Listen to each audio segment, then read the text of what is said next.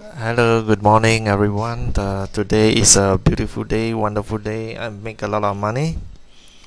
Today you see over here, the stochastic is on the overbought area, and the candlestick formation is at something like indecision, exhaustion. Now you are looking at this chart. It's a 4-hour chart. Now we go to one hour chart. 1 hour chart is also at a overbought area in the stochastic, and you look at this. What do you see here? Overbought. Okay, now we go to 15-minute chart. This is a 15-minute. Okay, 15-minute.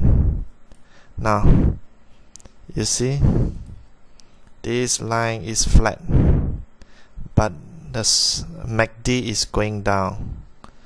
MACD, the histogram MACD is at the sold area, plus this stochastic is at the overbought.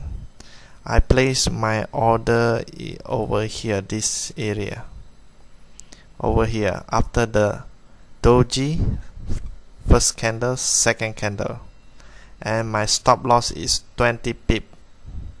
20 pip. It nearly hit my stop loss by this week high, but it didn't hit my stop loss. Okay, so I